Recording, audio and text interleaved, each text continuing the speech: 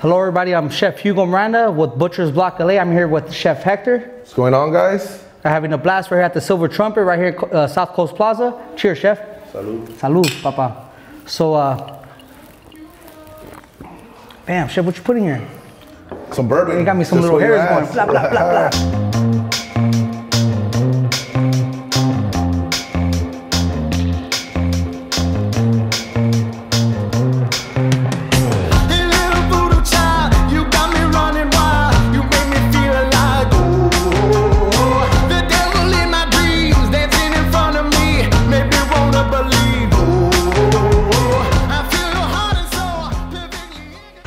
Hi, I'm Grace LaPointe. I am the bar lead here at Silver Trumpet Restaurant and Bar. And some of our signature cocktails we have here is the tamarind margarita with some tequila, mezcal, tannin puree, fresh lime juice and agave with the tahini rim.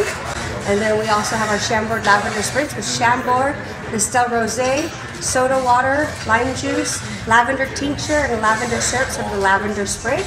And our Fig Fashion, one of the most popular cocktails here. It has a fig-infused bourbon, maple simple syrup, and a black walnut bitter served on a larger craft cube with orange twist and cherries. So the bourbon is actually seeped and muddled in dried figs. And I mean, they don't even sip nothing. It's all liquor, bourbon, ice, and just some lovely soaked bourbon cherries. Damn.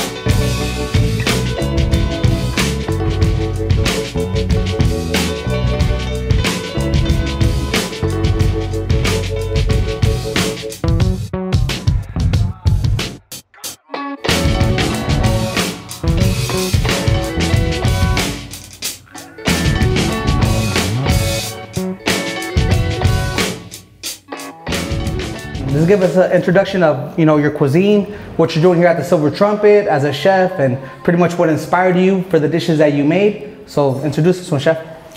First dish was a charred cauliflower with toasted pepitas. Okay. It was tossed with a little bit of toasted fennel seed vinaigrette. The colors are very vibrant. That was for sure inspiration. Colors has always been something that I look forward to.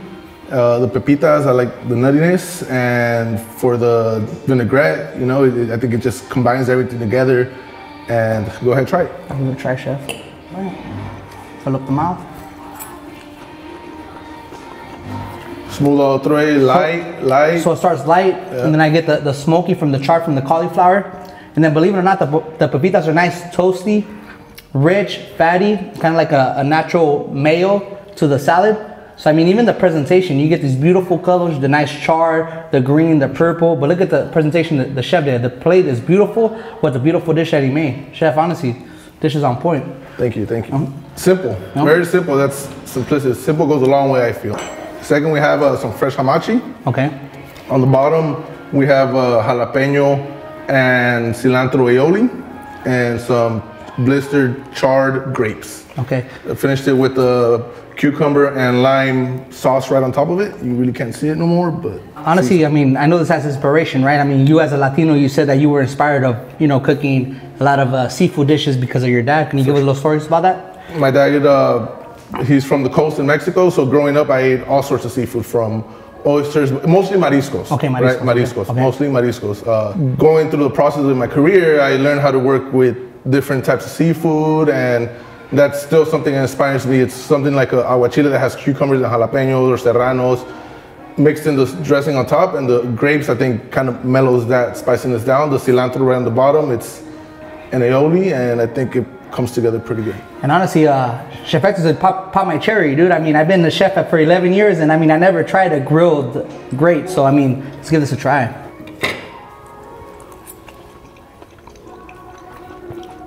Like, if you guys haven't tried hamachi, it's very fatty, buttery. The vinaigrette that I did, very perfect. And for the grapes, you get that smoke. And the sugar crystals, it tastes more caramelized. More like a palate's very coating to your tongue. So you don't taste that granulizing sugar coating. I mean, Chef, honestly, it was different, dude. Sure. Thank you. For sure, thank you. Chef. Next, we have our Chilean sea bass with fig marmalade on top, the white asparagus, and a yellow bell pepper coulis. Everything is very subtle here. Okay. Very subtle. The pop for here, I believe it's the fig marmalade. Okay. That's the one that has the most ingredients, that takes the longest to do, and everything comes together with the fig marmalade, which enhances the Chilean sea bass. Chilean sea bass doesn't need anything. Anything. Just by itself. And honestly, Chilean sea bass, Chef, I mean, you know this already. It's a very fatty fish. It looks scaly, but you could grill it, you can bake it, you can poach it. I mean, you could do all types of shit to this girl. Yeah, for right? sure. Right? Okay. So let's try this out. Try that beautiful fig marmalade. Look at that, guys. Nice, glossy. Bell pepper coulis. Let's go. Yeah, I need that recipe, Chef. Yeah, I mean, that fig marmalade.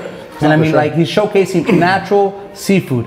Let's try that asparagus. Try that asparagus. Nice, charred, white, a little bit of brown, crystallizing. For sure.